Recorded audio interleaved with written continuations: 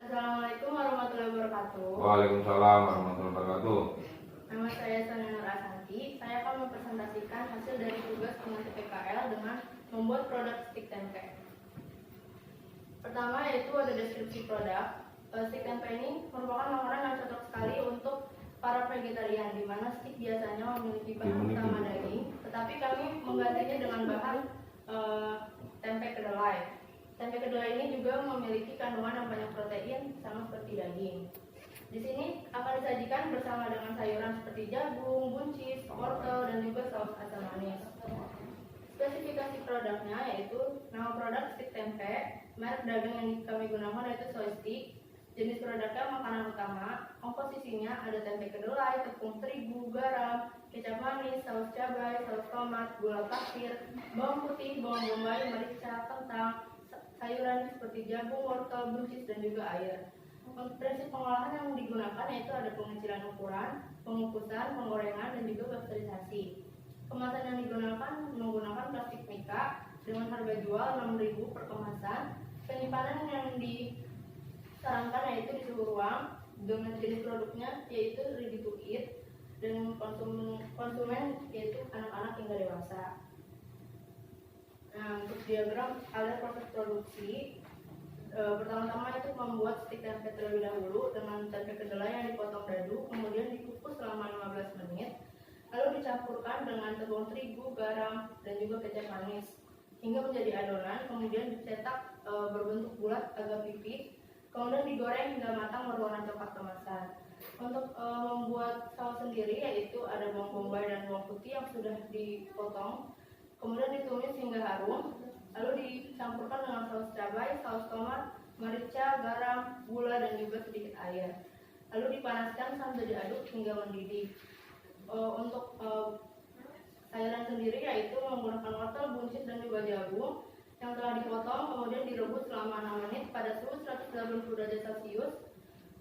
Kemudian ada kentang, yaitu pertama dicuci bersih dan dikupas kulitnya, dipotong kecil-kecil berbentuk lidi, direbus selama 5 menit pada suhu 180 derajat Celcius. Kemudian kentang ditiriskan lalu digoreng pada suhu 170 derajat Celcius menggunakan metode deep fry. Digoreng hingga matang berwarna coklat keemasan. Ini contoh dari proses yang dilakukan. Untuk rebel kerusakan bahan pangan, dari semua bahan-bahan yang kami gunakan memungkinkan adanya cemaran kimia yaitu paling banyak logam berat dan juga ada residu pestisida. Kemudian untuk cemaran fisiknya adanya kerikil, debu, rambut, dan juga adanya pasir. Untuk cemaran biologi paling banyak memungkinkan adanya cemaran dari E. coli dan juga Salmonella sp. Untuk pengujian analisis SNI, kami menggunakan acuan SNI yang paling mendekati dengan stik tempe yaitu SNI dari keripik tempe goreng. Untuk pengujian SNI ini ada pengujian uji mutu fisik secara sensorik yaitu dengan warna, rasa, tekstur, penampakan, dan juga ukuran yang seragam. Untuk secara visualnya yaitu pengamatan adanya jamur. Untuk uji mutu kimia yaitu salah satunya kadar air, menggunakan peralatan cawan timbang, pengering listrik, desikator, gegep, dan juga neraca analitik. Prosedurnya yaitu timbang 2 gram sampel di dalam cawan timbang yang telah diketahui beratnya, kemudian dipanaskan dalam pengering listrik pada suhu 105 derajat Celcius selama 2 jam, lalu didinginkan di dalam desikator dan ditimbang, lakukan hingga bobot konstan. Di sini ada contoh perhitungan daripada air sendiri yaitu berat contoh yang sudah ditambah dengan cawan timbang sebelum dikeringkan dikurangi dengan berat contoh sebelum dipanaskan, dibagi dengan berat contoh sebelum dipanaskan, kemudian dikali 100%. Untuk pengujian analisis SNI mutu mikrobiologi menggunakan kamera dan kapang. Di sini ada prinsipnya yaitu melihat pertumbuhan kapang dan kamera setelah sampel diinkubasi dalam perbenihan yang cocok pada suhu 20-24 derajat Celcius selama 3-5 hari. Peralatan yang digunakan itu ada alat homogenisasi, inkubator, pipet ukur 1 mili, 2 mili, 5 mili, dan juga 10 mili. Tabung reaksi 150 x 15 mm, cawan petri 100 x 15 mm, dan juga colony count. Untuk pengujian ini digunakan reaksi perbenihan, salah satunya yaitu potato dextrose agar dengan cara memasukkan ke dalam air suling dan potato ekstrak, kemudian 20 gram dextro, 15 gram agar dan sterilkan pada 121 derajat Celcius selama 15 menit.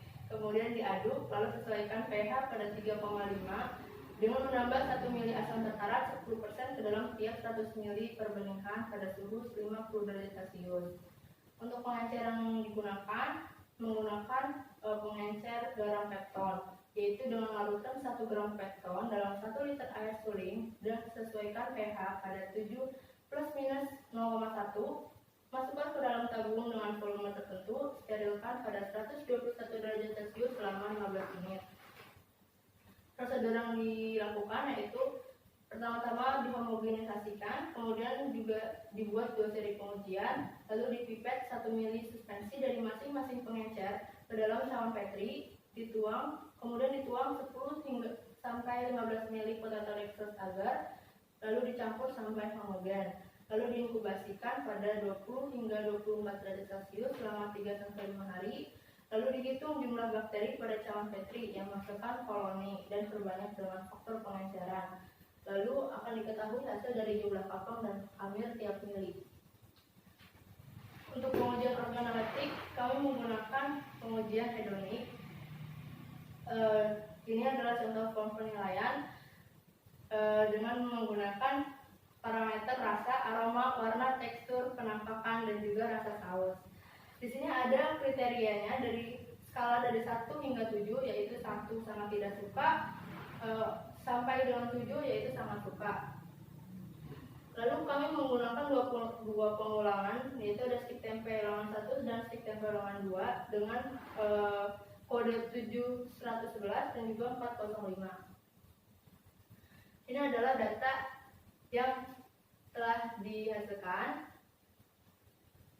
Nah, untuk parameter rasa sendiri setelah pengujian uji hedonik dihasilkan nilai signifikan yaitu 0,087, yaitu lebih besar daripada nilai alfa 0,05.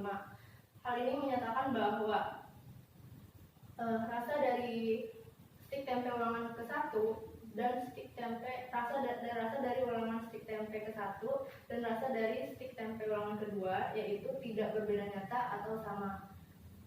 Di sini ada parameter rasa, parameter aroma, parameter warna, dan juga parameter penampakan dan parameter rasa saus menghasilkan nilai yang lebih besar daripada nilai alfa. Di sini dapat disebutkan karena kedua produk memiliki komposisi dan takaran yang sama sehingga warna yang dihasilkan, rasa yang dihasilkan, penampakan, dan juga rasa saus yang dihasilkan yaitu sama. Tetapi di sini ada parameter tekstur. Di sini menghasilkan nilai signifikan 0,007, yaitu lebih kecil daripada nilai alfa 0,05. Yaitu produk stik tempe ulangan ke-1 berbeda nyata dengan produk stik tempe ulangan kedua. Di sini bisa dapat disebabkan karena saat pengolahan proses penghancuran dari stik tempe tersebut tidak sama, yaitu akhirnya dan menyebabkan produk stik tempe dengan tekstur yang berbeda.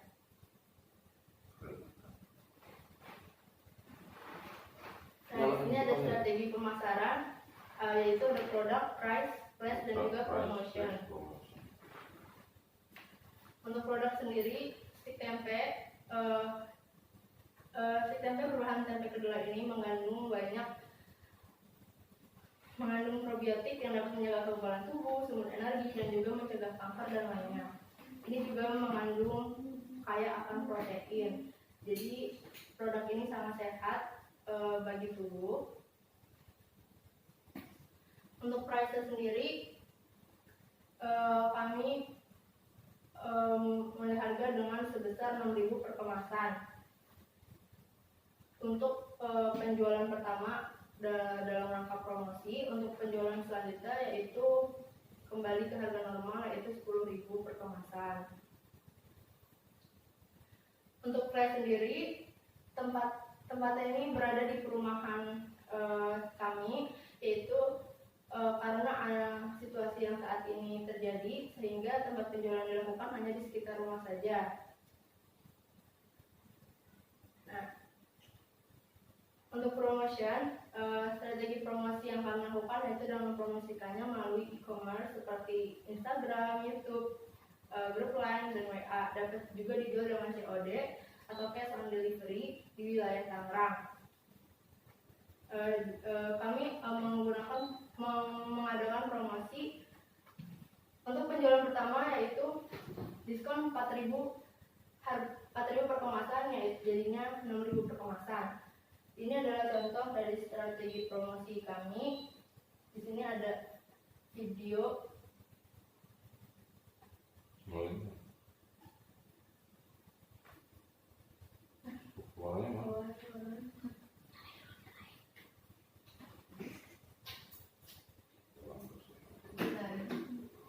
Ini mati sendiri, penuh lampu. Peringatan. Boleh terusin.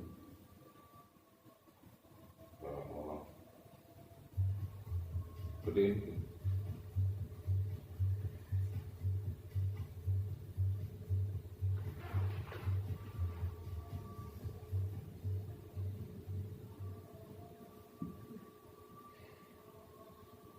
Nah, ini adalah contoh dari dokumentasi dari produk ulangan yang ke-1 dan juga ulangan kedua. Terima kasih atas perhatiannya. Wassalamualaikum warahmatullahi wabarakatuh. Waalaikumsalam.